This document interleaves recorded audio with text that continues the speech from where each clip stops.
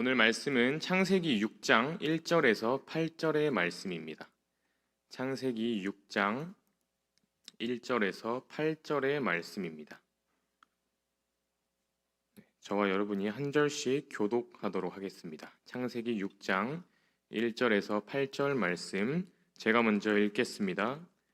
사람이 땅 위에 번성하기 시작할 때 그들에게서 딸들이 나니 하나님의 아들들이 사람의 딸들의 아름다움을 보고 자기들이 좋아하는 모든 여자를 아내로 삼는지라. 여호와께서 이르시되 나의 영이 영원히 사람과 함께하지 아니하리니 이는 그들이 육신이 됨이라. 그러나 그들의 날은 120년이 되리라 하시니라.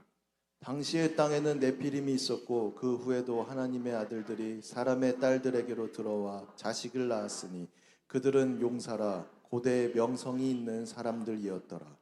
여호와께서 사람의 죄악이 세상에 가득함과 그의 마음으로 생각하는 모든 계획이 항상 악할 뿐임을 보시고 땅 위에 사람 지으셨음을 한탄하사 마음에 근심하시고 이르시되 내가 창조한 사람을 내가 지면에서 쓸어버리되 사람으로부터 가축과 기는 것과 공중의 새까지 그리하리니 이는 내가 그것들을 지었음을 한탄함이니라 하시니라. 함께 읽습니다.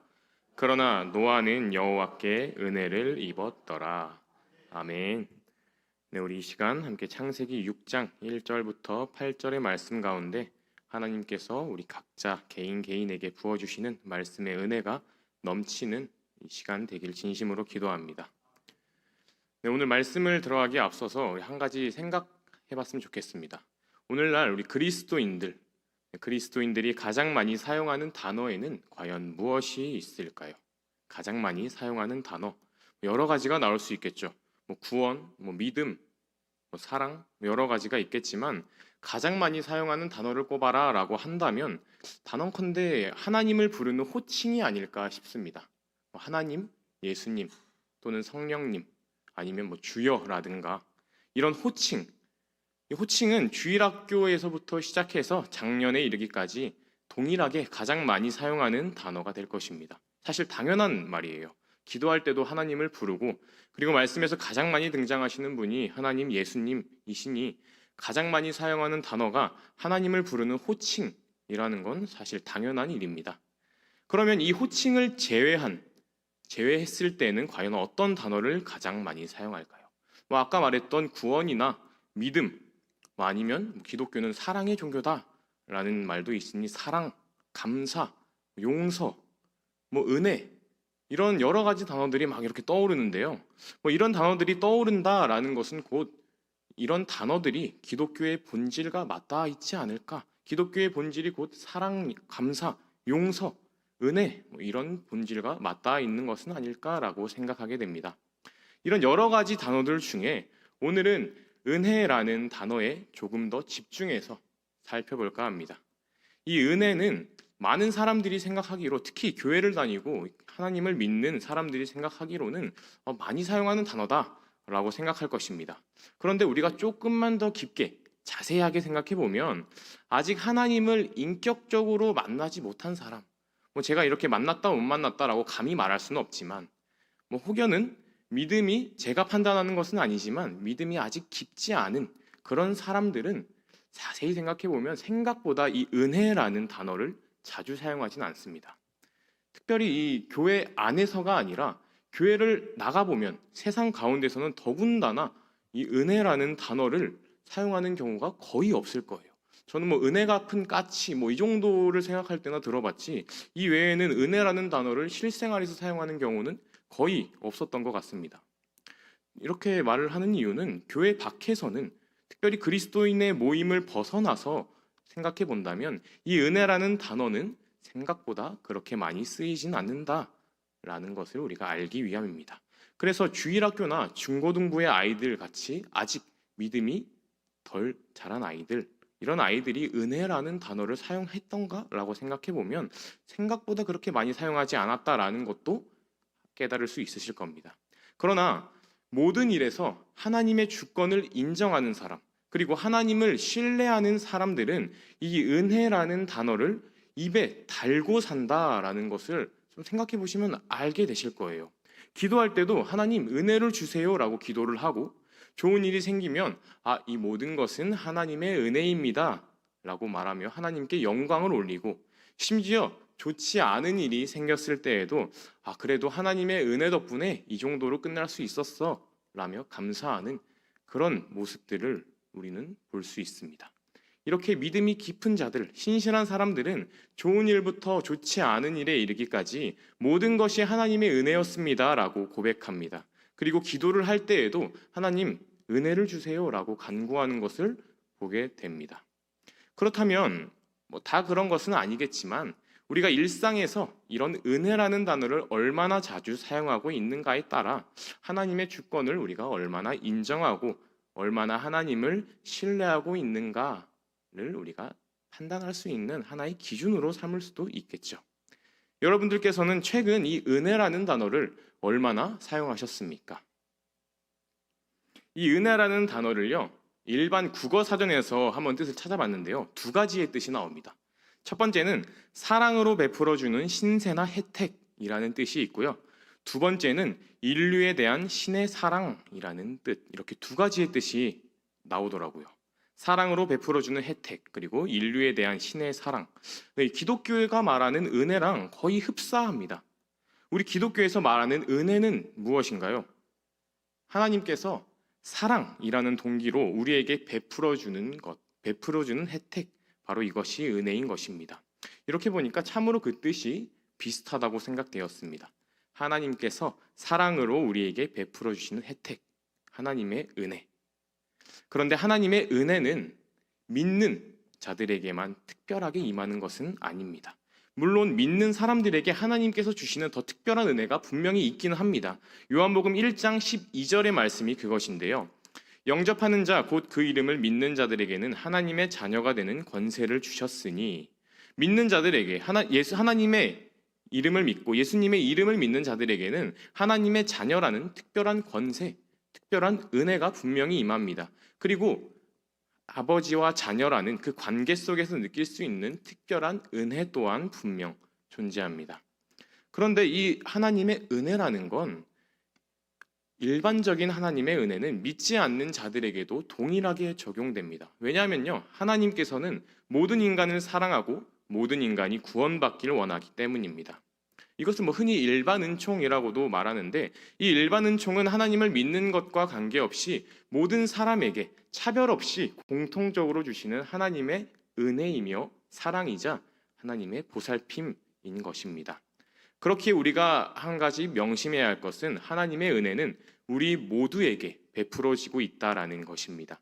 어제도 임했고 오늘도 임하고 있고 그리고 분명히 내일도 임할 것이며 그 은혜는 끊이지 않는 강처럼 흐를 것이다 라는 것입니다. 예배에 지금 참석해 있는 우리에게도 혹여 일정이 있어서 혹은 어떤 상황 때문에 예배에 참석하지 않은 누군가에게도, 심지어 아직 예수님을 영접하지 못해 하나님을 믿지 않는 비그리스도인들에게도 이 하나님의 은혜는 끊임없이 넘쳐 흐르고 있습니다. 모두에게 흐르고 있고 모두에게 주어지는 것이 바로 하나님의 은혜입니다. 각자의 모습대로 이 은혜는 임하는데요, 믿는 우리들에게는 이제 예수님의 보혈의 놀라운 은혜로 임할 수도 있고, 믿지 않는 자들에게는 자연이나 문화 또는 역사처럼 그들이 볼 수 있고 느낄 수 있는 그들의 모양대로, 그들이 만끽할 수 있는 그 모습대로 주어지는 것이 바로 하나님의 은혜입니다. 그렇다면 우리가 이제 한 가지를 알았습니다. 하나님의 은혜는 빼는 사람이 없이 모두가 하나님의 은혜를 받는다라는 거죠. 그렇다면 중요한 것은 이제 은혜를 받느냐 받지 않느냐 이것이 아니라 하나님께서 우리 모두에게 주시는, 모두에게 임하고 있는 이 은혜를 내가 발견했느냐 발견하지 못했느냐, 그것이 바로 우리가 중요하게 여겨야 하는 부분인 것입니다. 만약 은혜를 지금 내가 받고 있음에도 이 은혜를 발견하지 못해서 마치 은혜 받지 못한 사람처럼 살고 있다면 그것만큼 억울한 일이 없을 테니까요.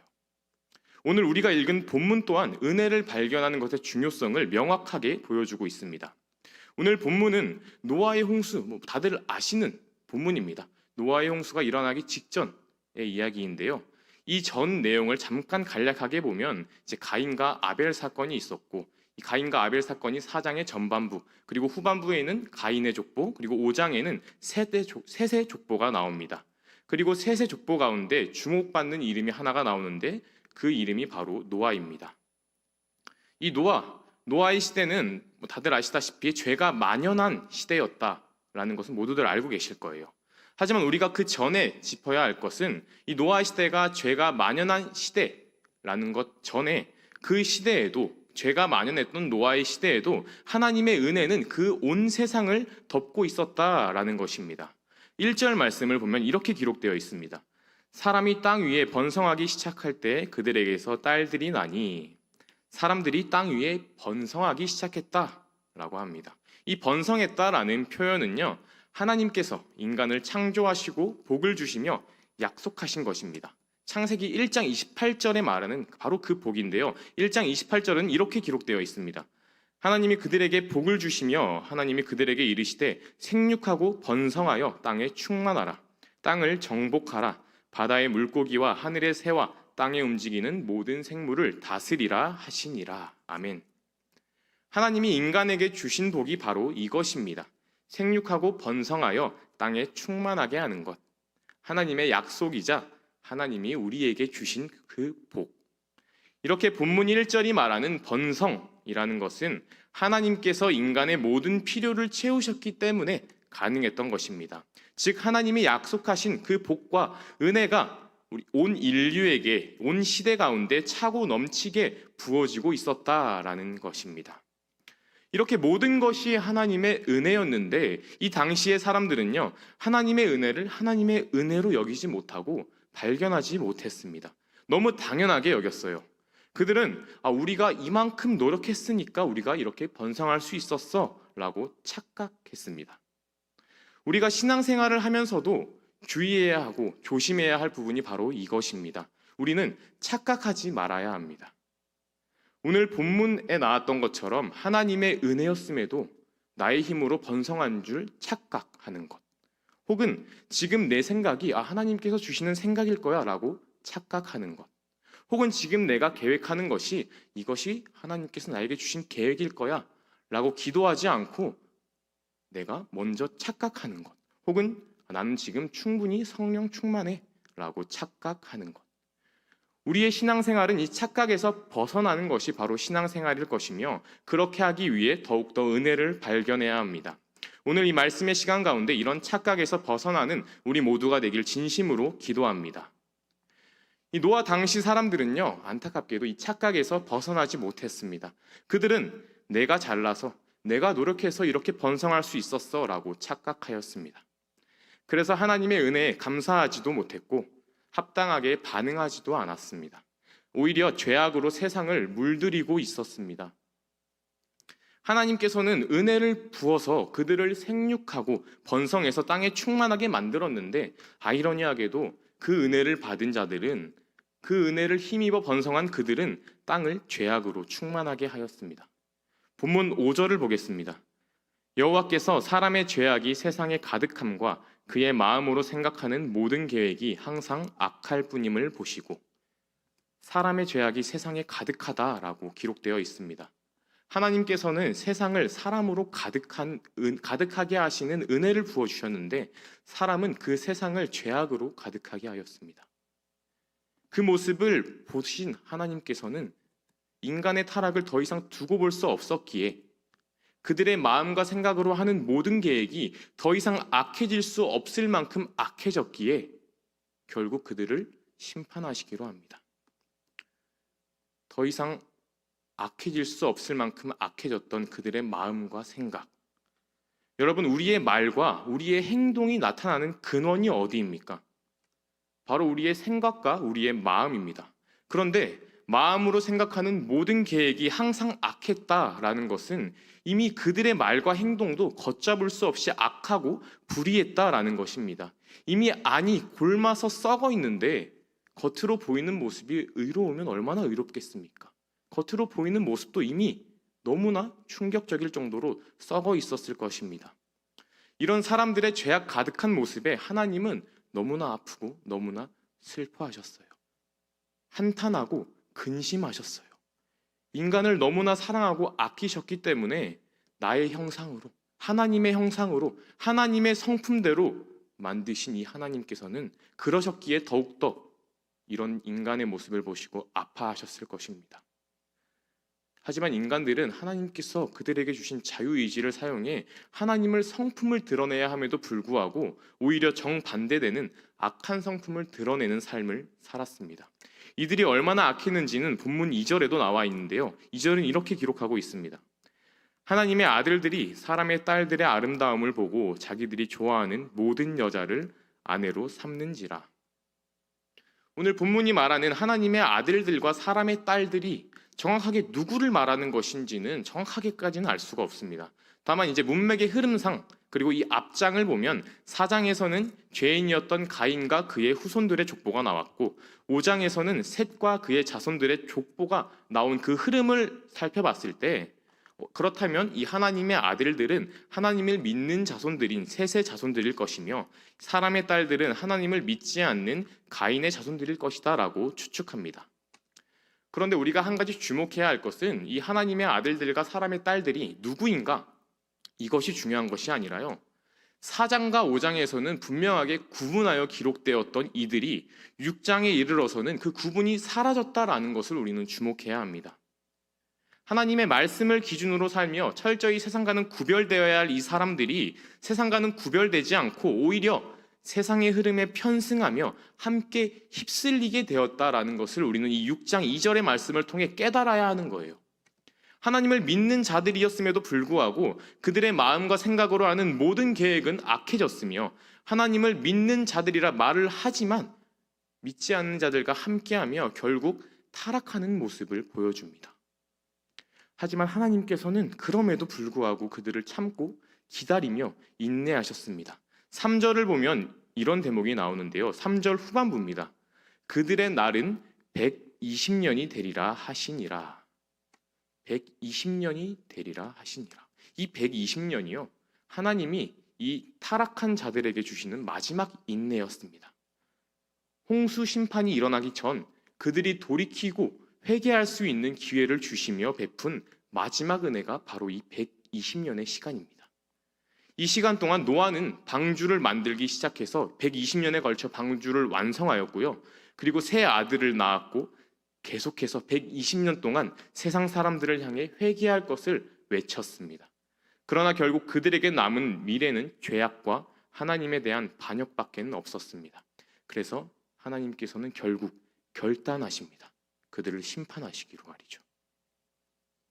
이제 이 온 만물이 모두 멸망할 절망적 상황밖에 놓여 있지 않았습니다. 하지만 이 절망적 상황에서 우리는 놀라운 장면을 보게 되는데요. 위로가 등장합니다. 그 위로가 무엇이냐면 바로 노아입니다. 창세기 5장 29절은 이렇게 기록되어 있는데요. 이름을 노아라 하여 이르되 여호와께서 땅을 저주하심으로 수고롭게 일하는 우리를 이 아들이 안위하리라 하였더라. 안위. 이 안위는 곧 위로를 말합니다.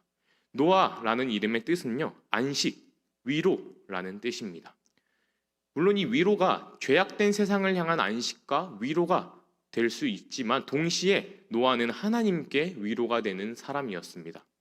왜냐하면 당시 마음으로 생각하고 계획한 모든 것이 악했던 사람들과는 다르게 하나님의 마음을 갈기갈기 찢어놨던 모든 사람들과는 다르게 노아는 하나님의 마음을 기쁘게 한 사람이었기 때문입니다.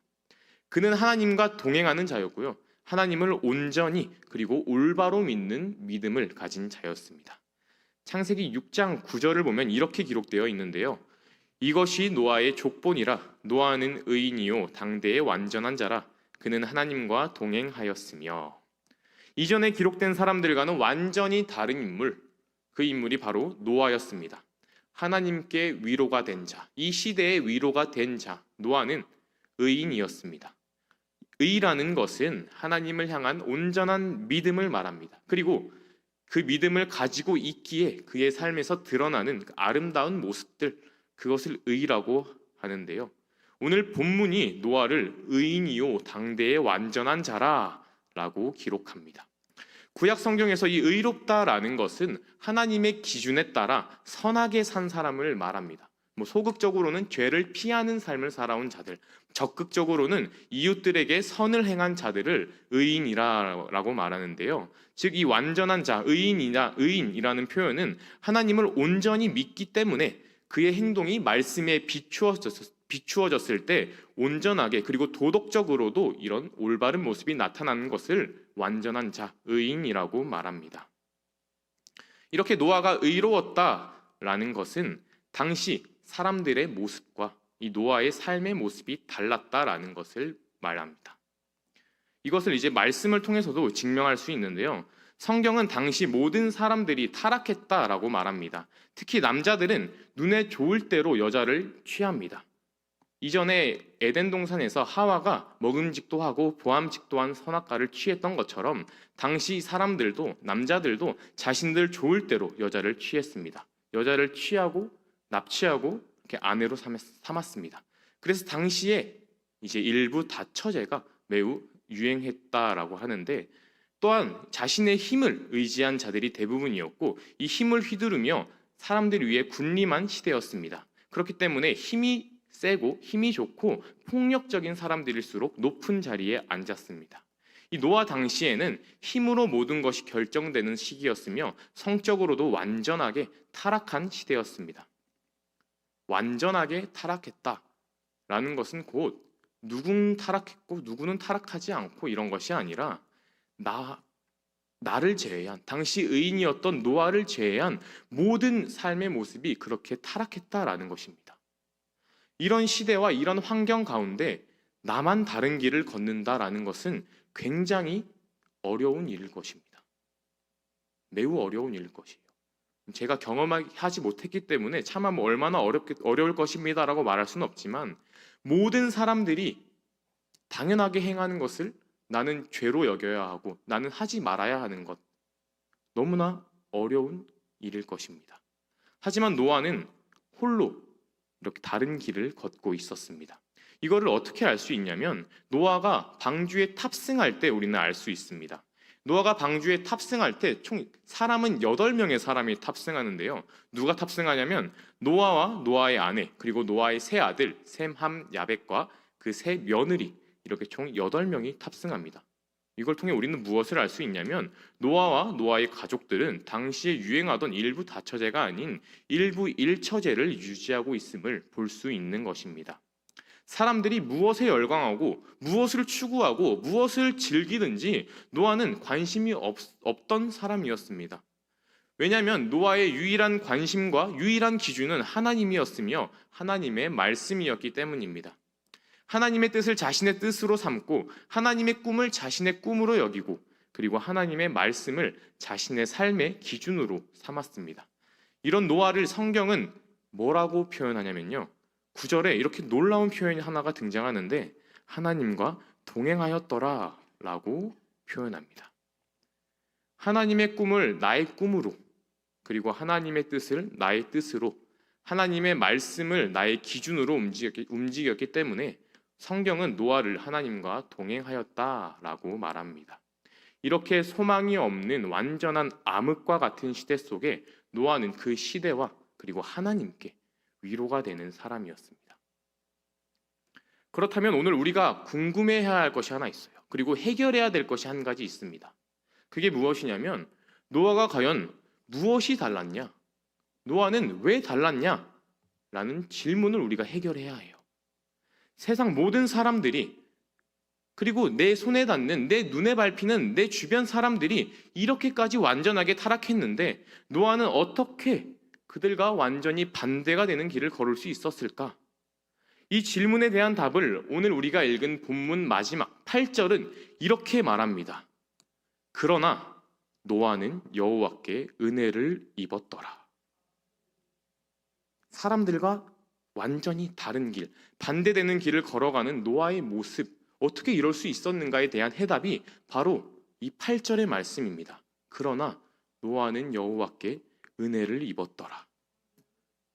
이 구절을 원어로 보게 되면 이렇게 기록이 되어 있는데요. 노아가 은혜를 발견했다. 여호와의 눈에서. 즉 노아가 여호와의 눈에서 은혜를 발견했다라고 원문은 말합니다. 한글 번역은 은혜를 입었다라고 표현하지만 원문은 노아는 하나님의 눈에서 은혜를 발견했다라고 말합니다. 바로 이것입니다. 노아는 당시 아무도 발견하지 못했던 하나님의 은혜를 발견한 자였기 때문에 다를 수 있었으며 죄악된 길을 걷지 않을 수 있던 것입니다. 그렇다면 한 가지 질문이 생겨야 합니다. 어떻게 하나님의 눈을 봤을까요? 하나님은 다들 알다시피 영적인 존재인데 그 눈을 우리가 어떻게 볼 수 있었을까요? 물론 당연하지만 이건 은유적 표현입니다. 이제 지금 옆자리에 사람이 앉아 계신 분은 이제 옆 사람의 눈을 한번 쳐다보시면요, 상당히 어색할 수도 있는데, 옆 사람의 눈을 쳐다보면요, 지금 하지 않으셔도 됩니다. 나중에 이제 집에 돌아가셔서 소중한 사람들, 나의 가족들이나 이제 아내나 남편 되시는 분들의 눈을 한번 자세히 한번 살펴보세요. 그러면 무엇이 비치는지 알게 되십니다. 무엇이 비치냐면요, 그 사람이 바라보는 것이 비치는 것이 아니라 그 눈동자를 바라보는 내 모습이 비치는 것을 알게 되실 겁니다. 그 사람을 바라보는 나의 모습이 비칩니다. 그 눈동자에는요.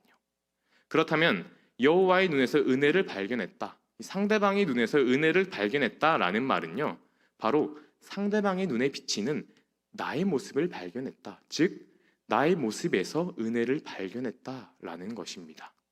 나의 삶 가운데 임하고 있는, 날마다 항상 임했던 하나님의 은혜를 노아는 발견한 것입니다.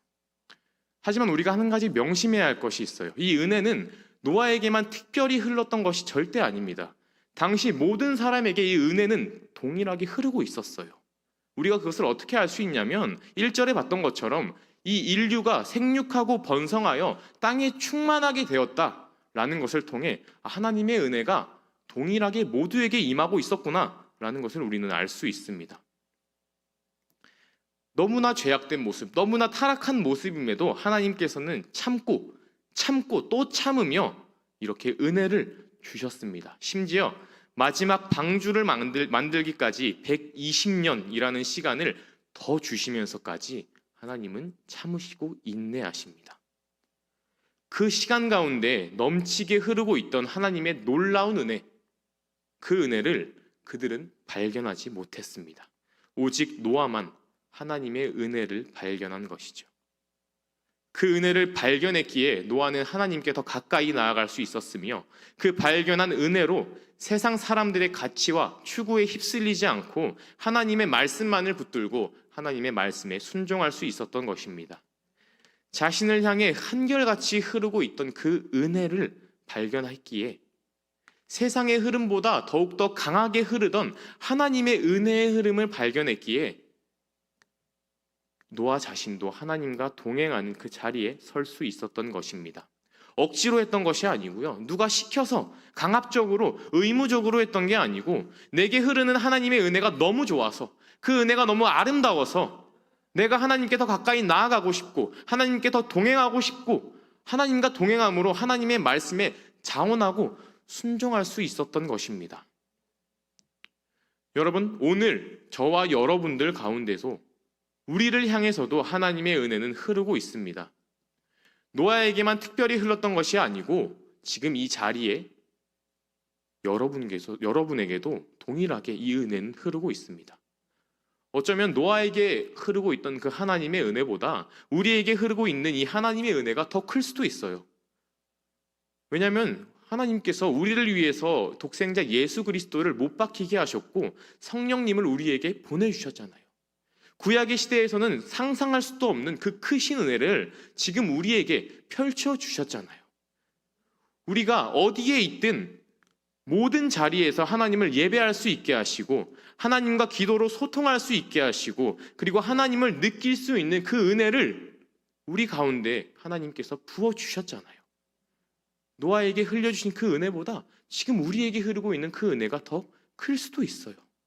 그렇다면 중요한 것은 무엇일까요? 계속 말하는 것처럼 우리가 그 은혜를 발견하는 것입니다. 오늘 나에게 흐르고 있는 하나님의 은혜를 발견하는 것입니다. 내가 하나님께 은혜를 주세요라고 말하지 않아도 이미 하나님의 은혜는 우리에게 흐르고 있어요. 그것을 발견하는 것이 중요한 것입니다. 그 은혜를 내가 발견했을 때, 그 은혜의 한 가닥을 내가 발견하면 그 옆에 있는 은혜의 한 가닥을 더 볼 수 있는 것이고, 그 옆에 흐르고 있는 더 깊은 가닥을 내가 만질 수 있는 것이고, 더 깊은 은혜, 더 크신 은혜를 우리가 볼 수 있는 것입니다. 남과 비교할 때는 이 은혜가 보이지 않아요. 내가 아닌 나와 하나님과 교제하는 그 모습을 바라보지 않고 하나님을 바라봐야 하는데, 남을 바라보고 남을 비교했을 때는 이 은혜가 보이지 않습니다. 내 욕망을, 내 꿈을 꿀 때는 이 하나님의 은혜가 보이지 않아요. 남과의 비교를 내려놓고, 나의 욕망과 나의 꿈을 내려놓고, 내가 원하는 소원 잠시 내려놓고 좋으신 하나님, 선하신 하나님을 생각하고 바라보기를 원합니다. 그럴 때 저와 여러분의 인생에 흐르고 있는 하나님의 놀라운 은혜를 발견할 수 있으실 거예요. 그리고 기도하길 원합니다. 은혜를 주세요 라는 간구 물론 좋죠. 하지만 오늘 기도할 때는 은혜를 주세요라는 기도보다는 하나님, 이미 나에게 흐르고 있는, 나에게 흘렀던, 나에게 흐르고 있을 것이던 그 하나님의 은혜, 그 은혜를 내가 발견하게 해주세요 라고 기도하기 원합니다. 늘 변함없이 흘려보내주시는 하나님의 은혜를 발견하게 해달라고 우리 이 시간 간구하길 원합니다. 그럴 때 하나님께서 우리의 믿음의 눈을 여시고 열게 하시며 그 은혜를 발견하게 해주실 것입니다. 오늘 우리 모두가 그 은혜를 발견할 수 있게 되길 원합니다. 절망적이고 소망이 없어 보이는 순간이십니까? 하지만 그 순간에도 우리를 향한 놀라우신 하나님의 은혜는, 하나님의 사랑은 여전히 흐르고 있습니다. 내 인생에 소망이 없어 보이십니까? 우리의 인생 가운데 소망은, 희망은 없을 수가 없습니다. 왜냐하면 여전히 하나님의 은혜는 변함없이 흐르고 있기 때문입니다. 그렇기 때문에 우리의 인생에 소망이 없을 수는, 희망이 없을 수는 없어요. 우리가 하나님의 은혜를 발견하기만 한다면 우리는 웃을 수 있고, 우리는 꿈꿀 수 있고, 우리는 감사할 수 있습니다. 이 세상이 어둡습니까? 이 세상이 희망이 없어 보입니까? 대홍수를 앞둔 세상, 타락하고 완전히 절망적이던 그 세상을 바라보던 노아의 심정은 어땠을까요? 모르긴 몰라도 분명히 암담하고 절망적이었을 거예요. 그러나 그런 상황에서도 하나님의 은혜를 발견한다면 우리는 그 무엇도 염려할 필요가 없습니다. 걱정할 필요가 없습니다. 그러니 오늘 간구하시길 원합니다. 하나님의 눈 안에서 은혜를 발견한 노아처럼 나의 삶에 이미 흐르는 하나님의 은혜를 발견하게 해달라고 우리 간구하길 원합니다. 그 은혜를 발견하셨다면 모르긴 몰라도 누가 시키지 않아도, 누가 억지로 잡아 끌지 않아도 하나님께 더 가까이 가고 싶어지고, 하나님과 더욱더 동행하고 싶어지고, 더욱더 하나님의 말씀을 내가 스스로 지켜 행하며 살아가는 그 자리에 있을 수 있게 될 것입니다. 오늘 나의 삶에 나에게 흐르고 있는 그 은혜는 무엇입니까? 오늘 기도할 때 그 은혜를 발견할 수 있기를 바랍니다. 하나님의 은혜를 발견하는 자가 되기를 원합니다. 처음부터 지금까지 흐르고 있던 그 하나님의 은혜에 눈이 뜨이게 되는 오늘 이 시간이 되길 진심으로 기도하고 축복합니다. 우리 이 시간 함께 주기도문 하시고 함께 찬양하겠습니다.